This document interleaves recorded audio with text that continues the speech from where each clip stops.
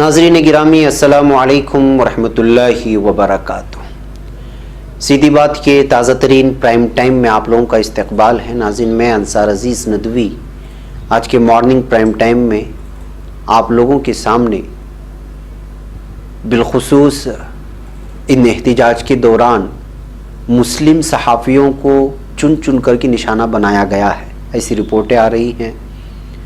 इसके अलावा पुलिस की जानिब से आम अवाम पर भी जो तशद्दुद हो रहा है उसको सिर्फ सोशल मीडिया में भी हम देख पा रहे हैं, लेकिन मेन स्ट्रीम मीडिया नहीं दिखा रहा है, जिसको फील्ड में उतर करके आवाम के सामने वो सच्चाई लाना था ताकि महसूस किया जा सके कि सोशल मीडिया में जो पुलिस की जानिब से जुल्म सितम हो रहा है उसका हकीकत से कितना लेना देना है। लेकिन चूँकि मीडिया नहीं दिखा रहा है तो जाहिर सी बात है कि सोशल मीडिया में शेयर करने वाले लोग उसको ज़्यादा से ज़्यादा शेयर करो, मीडिया तो नहीं दिखाएगा, हम लोगों को दिखाएंगे, इस तरह के कमेंट्स के साथ तबसरे के साथ शेयर किए जा रहे हैं। तो इस पर रवीश कुमार ने एक बहुत अच्छा तबसरा किया है और लखनऊ से अलीमुल्ला ख़ान जो एक मशहूर सहाफ़ी हैं उनके साथ जो जुल्म सितम हुआ वो सारी कहानी मैं आप लोगों के सामने रखूँगा। उसके अलावा तुर्की ने साल 2022 से हर साल आबदोश तैयार करने का ऐलान किया है, जो बहुत बड़ा ऐलान है। मैं उसकी भी कुछ तफसीलात रखते हुए आगे बढ़ने की कोशिश करूंगा और कुछ ताज़ा वीडियोस जो एहतिजाजात के कल रात आज सुबह तक आए हुए हैं उसको आप लोगों के सामने आखिर में पेश करूंगा। उससे पहले आप लोगों से दरख्वास्त है कि जिन लोगों ने हमारे चैनल को सब्सक्राइब नहीं किया है सब्सक्राइब कर लें। कल की डेली वीडियो न्यूज़ और प्राइम टाइम्स को जिन्होंने नहीं देखा है वो भी देखें, दूसरों तक ज़रूर शेयर करें। जिन लोगों ने अभी तक हमारे चैनल से जुड़ा नहीं है उन लोगों को ज़रूर जोड़ें और सब्सक्राइबर्स बनाएं और आप भी बने। बहरकैफ नाज़रीन, सबसे पहले मैं आपको लखनऊ की एक आपबीती सुनाऊंगा जो कौमी रफ्तार के एडिटर डॉक्टर अलीमुल्ला ख़ान पर फसाद का मास्टरमाइंड होने का इल्ज़ाम लगाकर गिरफ्तार कर लिया गया था। 18 दिसंबर की रात 8 बजे का वक्त था। मेरा कुंबा खाना खाने की तैयारी कर रहा था, तभी किसी ने दरवाज़ा खटखटाया। मैं घर पर नहीं था। मेरे बेटे गजाले हसन खान ने दरवाज़ा खोला तो देखा कि 4-5 पुलिस वाले सामने खड़े थे। उन्होंने मेरे बारे में पूछा तो बेटे ने बताया कि अब्बू घर पर नहीं हैं। मैं अगले दिन लखनऊ में होने वाले एहतिजाज की तैयारी कर रहा था। मेरे दोस्त तौसीफ काजी भी मेरे साथ थे। पुलिस वालों ने बेटे से कहा कि डॉक्टर साहब एक सहाफ़ी हैं, ज़रा उनसे बात करनी है। उन्होंने मेरे फ़ोन पर फ़ोन मिलाकर कहा ज़रा घर आइए, आपसे बात करनी है। मैं फ़ौरन घर पहुँचा तो कहने लगे कि आपको थोड़ी देर के लिए पुलिस स्टेशन चलना होगा, चाय पियेंगे और 2 मिनट बात करेंगे। हमने अपनी गाड़ी उनकी गाड़ी के पीछे लगाते और घर से हम लोग अलीगंज थाने पहुंच गए। वहाँ यस्सी वो फरीद अहमद ने पूछा, भाई आप लोग कल क्या कर रहे हैं? हमने कहा कि कुछ नहीं, ये पुरअमन एहतिजाज की कॉल दी है। वो कहने लगे कि पुरअमन एहतिजाज नहीं बल्कि आप लोग फसाद भड़काने की साजिश कर रहे हैं, आप इस साजिश के मास्टरमाइंड हैं। हमने कहा कि इसमें कोई मास्टरमाइंड नहीं है बल्कि आवाम का पुरअमन एहतिजाज है। इस पर फरीद अहमद ने कहा कि ये सब नहीं चलेगा। हमने कहा कि मुल्क कानून से चलता है और मुल्क के कानून ने हमें पुरअमन एहतिजाज का हक दिया है। हम आम लोगों के खिलाफ बनाई जाने वाली पॉलिसियों के खिलाफ सदा एहतिजाज बुलंद करेंगे। इस पर उन्होंने कहा कि दफ़ा 144 नाफिज कर दी गई है। मैंने कहा कि दफ़ा 144 नाफिज करना और ज़्यादा ख़तरनाक है। खैर ये सारी बहस जारी रही। फिर उन्होंने कहा कि आपको हिरासत में लिया जा रहा है, कल शाम तक आप पुलिस की तहवील में रहेंगे।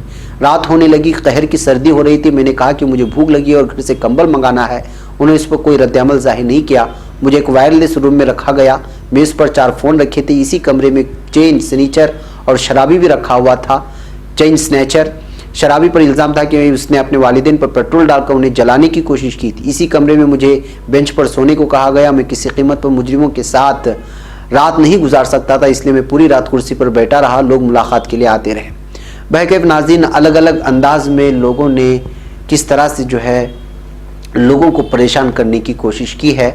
इसी तरह रवीश कुमार का एक ब्लॉग पढ़ने से भी हमको मालूम होता है कि कितने मुस्लिम सहाफ़ियों को निशाना बनाया गया। वो लिखते हैं कि अगर मीडिया नहीं दिखाएगा तो हमें ही पूरे हिंदुस्तान को दिखाना होगा, इसको वायरल करो।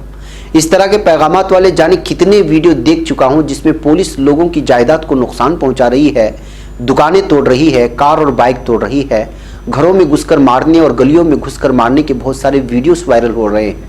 इनको देखकर आसानी से समझा जा सकता है कि मीडिया के ना होने से लोगों में कितनी बेचैनी फैली हुई है। जबकि मीडिया का काम है कि वो तमाम इत्तलाआत को वेरीफाई करके लोगों को बता दे, मगर जिन जगहों से ये वीडियो आ रहे हैं उनकी कहीं कोई रिपोर्टिंग नहीं है। ये मीडिया ब्रेकडाउन है। आपने लॉ एंड ऑर्डर ब्रेकडाउन सुना होगा। हिंदुस्तान में लॉ एंड ऑर्डर जितना ब्रेकडाउन कर जाए, मीडिया ब्रेकडाउन कभी नहीं करता था। सहाफ़ी, वीडियोग्राफर और फोटोग्राफर तीनों ऐसे मोर्चों पर होते थे और उनके जरिए भेजी गई खबरें कहीं ना कहीं दिखाई जाती थी और छापी भी जाती थी। ये तीनों अब भी उन तशद्दुदामेज झड़पों के दरमियान हैं, लेकिन उनकी खबर कहीं नहीं है। लोगों को अब दिखने लगा है कि मीडिया वहाँ नहीं है जहाँ उनके घरों में पुलिस घुसकर मार रही है, तो वो खुद से रिकॉर्ड करने लगे हैं। गलियों में छुपकर पुलिस के तशद्दुद के बहुत सारे वीडियोस रिकॉर्ड किए गए हैं। लोगों को लगता है कि वीडियो मीडिया के पास जाना चाहिए और फिर वो उस सहाफ़ी से लेकर उस सहाफ़ी तक वीडियो भेजते रह जाते हैं। भेजते भेजते आपस में भेजने लग जाते हैं। एक तरह का सर्कल बन जाता है जिसका बाहरी दुनिया से राब्ता टूट जाता है। इस सूरत हाल को मीडिया ब्रेकडाउन कहा जाना चाहिए। मीडिया ब्रेकडाउन की कुछ अलामात हैं। मीडिया ब्रेकडाउन आवाम और मीडिया के दरमियान ही नहीं हुआ है, मीडिया के अंदर भी हुआ है, सहाफ़ी और उसके नेटवर्क के दरमियान भी हुआ है। हर वीडियो किसी न किसी सहाफ़ी के पास पहुंच रहा है, लेकिन वहां उसको दीवार मिलती है, वो देखता है और फिर डिलीट कर देता है। अपने चैनल या अखबार के व्हाट्सएप ग्रुप में डालता है, लेकिन वहां भी कोई जवाब नहीं आता। रिपोर्टर किनारा कर लेते हैं। मजबूर होकर कुछ सहाफ़ी अपने इंस्टाग्राम पर डाल रहे हैं या फिर ट्विटर पर पोस्ट कर रहे हैं, लेकिन इस वीडियो को उनकी न्यूज़ चैनल या अखबार अपने ट्विटर हैंडल या इंस्टाग्राम से पोस्ट नहीं करता, ना ही वेरीफाई करके उसकी खबर चलाता है। जबकि सहाफ़ी और न्यूज़ चैनल दोनों एक दूसरे को फॉलो करते हैं। लोगों ने न्यूज़ चैनलों के ट्विटर हैंडल पर भी ऐसे बहुत सारे वीडियो पोस्ट किए हैं, मगर कोई कुछ नहीं कर रहा है। मीडिया ब्रेकडाउन की हालत में लोगों पर खास किस्म का नफ्सियाती दबाव बनता है। उनका खदशा और गहरा हो जाता है। शनिचर को यूपी के मुजफ्फरनगर, लखनऊ और बिहार के फुलवारी शरीफ और औरंगाबाद से कई वीडियोस आए। लोग पुलिस को घरों और गलियों में घुसते हुए गोलियां चलाते हुए देखकर दहशतज़दा होते जा रहे हैं। हुकूमत सुन रही है, पुलिस पर भरोसा नहीं है। जब लोगों को मीडिया से जवाब नहीं मिलता है तो रिश्तेदारों से लेकर दोस्तों के सर्कल में वीडियो और इत्तलाआत को घुमाने लगते हैं। रात रात भर जागने लगते हैं, तरह तरह के खदशात से घिर जाते हैं। मुजफ्फरनगर और दिल्ली के दरियागंज को लेकर अचानक रात में कई लोग पैगाम भेजने लगे कि हमें वकीलों की ज़रूरत है। वकीलों का ग्रुप अपने नंबर के साथ पैगाम भेजने लगता है कि जिसको भी मदद चाहिए वह हमसे राब्ता करे। कोर्ट में भी एक तरह से भरोसे का ब्रेकडाउन हो गया है। कहीं कहीं वकीलों को भी गिरफ्तार किया गया है। एक पैगाम में है कि दिल्ली से किसी नामानिगार को भेजकर मुजफ्फरनगर के घरों की हालत कवर कराएं, तो कोई चाहता है कि नामानिगार लखनऊ के घरों में जाए, मगर कोई नहीं जा रहा। मीडिया ब्रेकडाउन हो चुका है। न्यूज़ चैनल क्या कर रहे हैं, इसमें किसी भी चैनल को इस्तिस्ना नहीं मानता। सब एक ही तरह के काम कर रहे हैं, वो डिबेट कर रहे हैं। जिस वक्त रिपोर्टिंग की ज़रूरत है, जाकर देखने की ज़रूरत है कि फील्ड में पुलिस किस तरह की तशद्दुद कर रही है, पुलिस की बातों में कितनी सच्चाई है, उस वक्त मीडिया अपनी स्टूडियो में बंद है। वो सिर्फ पुलिस की बातों को चला रहा है, उसको सच मान ले रहा है। अवाम ने जिस मीडिया को अपना भरोसा, वक्त और महीने का 1500 देकर खड़ा किया, वो मीडिया उनको छोड़ चुका है। उनके हाथ से वो चौथा सुतून निकल चुका है। चैनलों ने डिबेट का तरीका निकाल लिया है। जो सहाफ़ी मुजाहरे को कवर कर रहे हैं, उनके साथ भी तशद्दुद हुआ है। उनमें से ज़्यादातर सहाफ़ी अक़लियती कम्युनिटी के हैं। उनको मजहब की वजह से भी निशाना बनाया गया है। लखनऊ में दी हिंदू के सहाफ़ी उमर राशिद को पुलिस उठाकर ले गई। 2 घंटे तक उनके साथ फ़िरक़ावाराना तबसरे किए गए। Committee against assault on journalist के मुताबिक शहरियत कानून का मुजाहरे को कवर करते हुए 14 सहाफ़ी ज़ख्मी हुए हैं। उनमें से कई सहाफ़ी अपने जोखम पर वेब सहाफ़त करने वाले हैं। शाहीन अब्दुल्ला को जामिया मिल्लिया इस्लामिया के तशद्दुद के वक्त प्रेस कार्ड दिखाने के बाद भी मारा गया। बीबीसी की सहाफ़ी बुशरा शेख ने प्रेस कार्ड दिखाया तो भी उसको गालियां दी गई। उनका फ़ोन छीन लिया गया। पल-पल न्यूज़ के शारिक अदिल यूसुफ भी जख्मी हो गए, लाठियों से मारा गया। पुलिस ने प्रेस कार्ड ले लिया, फ़ोन तोड़ दिया। फ्रीलांस सहाफ़ी काविश अजीज़ ने भी जो मंजर देखा और भुगता है वो खौफनाक है। पटना में रिपब्लिक टीवी के सहाफ़ी प्रकाश सिंह के साथ भी आरजेडी के हामियों ने धक्का मुक्की की और उनको अपना काम करने से रोका। इन सभी पर मीडिया में खामोश है। मीडिया ब्रेकडाउन की एक और अलामत है। जब मीडिया अपने दोस्तों के साथ होने वाले तशद्दुद को लेकर खामोश हो जाता है, भीड़ भी सहाफ़ियों के साथ तशद्दुद करती है और पुलिस भी। हर जगह लोग मीडिया पर तशद्दुद नहीं करते हैं, लेकिन कई जगहों पर गोदी मीडिया गो बैक के नारे लगते हैं। पुरअमन और जमहूरी तरीके से जंतर मंतर पर ऐसे नारे खूब लगे हैं। अजीब हालत है। सहाफ़ी जिस इदारे में है वो रिपोर्टिंग नहीं करता, जिस इदारे के लिए रिपोर्टिंग करने जाता है वहाँ भीड़ से घिर जाता है। एक क्लासिक ब्रेकडाउन है। लोगों का मीडिया से भरोसा टूट गया है और मीडिया अपने मीडिया वालों का भरोसा तोड़ रहा है। जी हाँ नाज़रीन, एक लंबा ब्लॉग है जो रवीश कुमार ने इस वक्त जो हालात पेश किए हैं, इसमें सबसे अहम तरीन ये है कि इस वक्त मुस्लिम सहाफ़ियों को देख देख कर के जो है उनके साथ बदतमीज़ी पुलिस भी कर रही है और उनको जो है ज़बरदस्ती उठाने की कोशिश कर रही है। आप लोगों ने कल लखनऊ से भी सुना था कि सदफ वो लाइव चला रही थी, जो हालात हो रहे थे पुलिस से सवाल किया कि जो लोग तशद्दुद नहीं कर रहे उनको गिरफ्तार नहीं करते, तो पुलिस उल्टे उन्हीं को गिरफ्तार कर ली और वो इस वक्त हिरासत में है। तो नाज़रीन ये हो रहा है कि किस तरह से जो है इस वक्त मुसलमानों को बिलखुसूस टारगेट करने की कोशिश की जा रही है, मुस्लिम सहाफ़ियों को भी नहीं छोड़ा जा रहा है। मैं ये सारी चीज़ें आपके सामने आज़ादी से बोल तो रहा हूँ, लेकिन कहीं कहीं हमें भी जो है ये डर सताता है कि न जाने कौन सी वीडियो पर हमें भी जो है केस दर्ज करवा दे और हमें भी उठा ले जाए। अक्सर ऐसा होता है, आप उनको कोई भी सफाई नहीं दे सकते, कोई भी चीज़ दे नहीं सकते, वो कोई भी चीज़ आप पर लाद देते हैं, कोई भी शिकायत आप पर लाद देते हैं, कोई भी मुकदमा दर्ज कर देते हैं और फिर जो है आपके साथ वही रवैया इख्तियार करते हैं जो जराइम पेशा अफराद के साथ इख्तियार की जाती है। बहरकैफ नाज़रीन, बेंगलुरु से खबर आ रही है और वो ये है कि कर्नाटक के वज़ीर आला BS येडियुरप्पा ने शहरियत तरमीमी कानून CAA के खिलाफ बेंगलुरु में हुए पुरतशद्दुद मुजाहरे के दौरान थाने में घुसने की कोशिश कर रहे मुश्तइल हुजूम को रोकने के लिए पुलिस फायरिंग मामले की क्राइम इन्वेस्टिगेशन डिपार्टमेंट CID को जांच करने के अहकाम जारी कर दिए हैं। पुलिस की गोली से 17 दिसंबर को 2 अफराद की मौत हो गई थी। ये बात हम अब तक पहुंचाई थी। असेंबली में अपोजिशन के लीडर और साबिक वज़ीर आला सिद्धारामैया दरअसल अदालती जांच करवाने का मुतालबा कर रहे थे, जिसे ठुकराते हुए येडियुरप्पा ने CID जांच का हुक्म दे दिया है, जहां पर बेंगलुरु में 2 लोगों की मौत हुई है। इस दौरान वज़ीर आला येडियुरप्पा ने कांग्रेस पर अक़लियतों को भड़काने का भी इल्ज़ाम लगाते हुए कहा कि बदकिस्मती है कि थाने में घुसने की कोशिश कर रहे मुश्तइल हुजूम को रोकने के लिए पुलिस को हथियार इस्तेमाल करना पड़ा।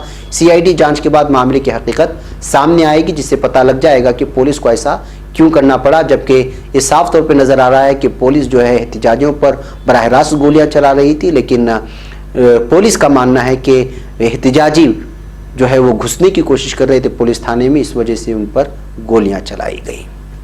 बहरकैफ नाज़रीन, आइए मैं अब आपको ले चलता हूं, जो वीडियो ताज़ा तरीन आ रही है मैं आपको आखिर में दिखाऊंगा। एहतिजाज की आकोला की हैं और कुछ केरला से भी आई हुई हैं। इसके अलावा अलीगढ़ मुस्लिम यूनिवर्सिटी में कल रात में जो एहतिजाजी मुजाहरे हुए वो भी सामने आई। वीडियो सारे हम आखिर में दिखाएंगे। बहरकैफ अब चलते हैं हम तुर्की की जानिब, जहां पर सदर रजब तय्यब एर्दोगान ने एक बहुत बड़ा बयान दिया है। सदर रजब तय्यब एर्दोगान ने अपने खिताब में मशरक़ी बहरे रूम में तुर्की की तरफ से अपनाई जाने वाली पॉलिसी का हवाला देते हुए कहा है कि यूनान और उसके हिमायती ममालिक तुर्की को एक कदम भी आगे बढ़ते हुए देखना नहीं चाहते हैं। समंदर में उन्होंने शिमाली कब्रसी तुर्क जमहूरिया की तमाम राहें मसदूद करके रख दी थी। उन्होंने कहा कि लीबिया के साथ मुफाहमत की याददाश्त बैनुल-अक़वामी कानून से मुततादिम नहीं है और उन्हें लीबिया की जायज़ इंतज़ामिया की मुकम्मल तायद हासिल है। उन्होंने कहा कि अगर ज़रूरत पड़ी तो हम लीबिया में अपने फ़ौजियों की तादाद, उनकी इमदाद में इजाफा कर सकते हैं। उन्होंने ज़मीन, समंदरी और फ़िज़ा हर तरह की सहूलत फराहम करेंगे। हम लीबिया की खातिर अपने जानो माल को ख़तरे में डाल सकते हैं। ये बात सदर रजब तय्यब एर्दोगान ने कहा है। सदर एर्दोगान ने यह भी कहा कि बहरे अबजेन और बहरे रूम के तमाम साहिली ममालिक इन दोनों समंदरों के मालिक हैं, उन्हें तमाम समंदरी हुकूक हासिल हैं। हम किसी की सरजमीन पर कब्जा करने या हक हुकूक को गसब करने का कोई इरादा नहीं रखते। उन्होंने कहा कि किसी भी मुल्क को तुर्की को एक खित्ते या एक ख़ास इलाके तक महदूद करने का कोई हक नहीं है। उन्होंने ये भी कहा कि सबमरीन के बारे में साल 2022 से हर साल एक सबमरीन खिदमत के लिए पेश की जाएगी और सन 2027 तक हमारी तमाम 6 आबदोज़ें हमारी बहरिया के लिए खिदमत फराहम करना शुरू कर देंगी। यानी कि पुलिस दिफाई इसमें मुकम्मल तौर पर आगे बढ़ने की कोशिश कर रहा है। उन्होंने कहा कि तुर्की सन 2022 से हर साल एक आबदोज़ तैयार करेगा और उसके बाद जो है इसको जो है पूरी तरह से फ़ौज के हवाले कर दिया जाएगा। नाज़रीन, आप लोगों को मालूम होना चाहिए कि इस वक्त बहरे रूम में और यूनान और इससे आसपास जितने भी इलाके हैं उनको लेकर के जो है वहाँ पर तुर्की के साथ खींचातानी हो रही है और लीबिया में तुर्की अपने फ़ौज को भेजने को लेकर के भी जो है तुर्की की खिंचाई हो रही है और इसकी जो है मजम्मत की जा रही है। लेकिन तुर्की ये कदम भी पीछे हटने को तैयार नहीं है। लीबिया को वो तमाम तर अपनी जो है फ़ौजी खिदमात और ज़रूरियात पूरा करने की बात कर रहा है। यही वजह है कि यूनान और उसके हिमायती ममालिक जो है तुर्की में समंदर को रोकने की कोशिश कर रहे हैं, समंदर के रास्ते से, कि किसी भी तरह से वहाँ जो बहरे रूम है या दीगर जितने भी वहाँ पर समंदर हैं वहाँ पर जो है उनको रोका जाए और तुर्की को किसी भी तरह से दिफाई पोजीशन लेने न दे, बल्कि जो है उसको किसी तरह भी रोका जाए। यही वजह है कि तुर्की बारहा इस बात को जो है यूनान को और दीगर इलाक़ों को जो उसके आसपास में रहते हैं उनसे ये यकीनी दिला रहा है कि उनकी वजह से कोई उनको तकलीफ़ नहीं होगी, बल्कि समंदरों पर कोई भी चीज़ बनाने का, हवाई अड्डा बनाना या फौजी अड्डा बनाने का उसका अपना इख्तियार है। यही वजह है कि उन्होंने सबमरीन जिसको कहा जाता है, यानी कि आबदोज, जो दिफाई पोजीशन के लिए समंदर के अंदर दिफाई पोजीशन के होते हैं, हथियार इसमें रखे जाते हैं, वो हर साल एक एक तैयार करेगा और फिर वो खिदमत के लिए भी पेश किया जाएगा। तो इस बात से साफ तौर पर निकल कर के सामने आता है कि सन 2027 तक पूरी 6 आबदोज़ें बहरिया के लिए खिदमत करना शुरू कर देगी। और ये छोटा मोटा जो है बजट वाला नहीं होता है सबमरीन बनाना बहरकैफ। तुर्की की इस इक़दाम की सराहना हो रही है, चूँकि आसपास के इलाके कुछ ज़्यादा है उसको तंग करते हुए नज़र आ रहे हैं। तो यही वजह है कि तुर्की पूरी तरह से साफ तौर पर ऐलान करता हुआ नज़र आ रहा है। बाकी अब नाज़रीन मुझे यहाँ पर इजाज़त दें, इंशाअल्लाह शाम में फिर आपसे मुलाकात हो। अस्सलामु अलैकुम रहमतुल्लाहि व बरकातहू।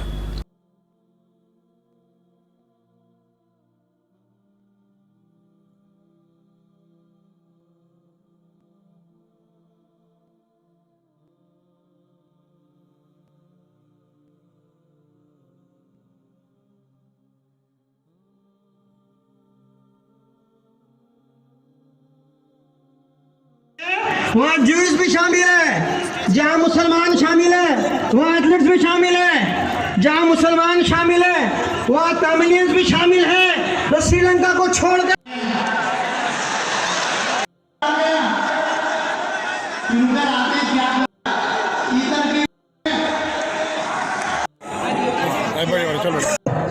नहीं, इस कानून की जद में हिंदू, बौद्ध, सिख, जैन, पारसी दूर भी करना चाहता हूं, फकत मुसलमान नहीं है। तरीके से तक के पहुंचाए तो सबसे पहले जब इस मुल्क अल्हम्दुलिल्लाह रब्बिल आलमीन अस्सलातु वस्सलाम सलातु वस्सलाम। कौन होती है हमसे शहरियत का सबूत मांगने वाली? उसका काम है कि वो शहरियों को तहफ़्फ़ुज़ फराहम करे। उनका तहफ़्फ़ुज़ छीनना उनकी जिम्मेदारी नहीं है, लेकिन कोशिशें उल्टी की जा रही हैं। जरूरत है आसान। उसके बाद कोई जाएगा, हमारा मुख्तसर प्रोग्राम बाकी है,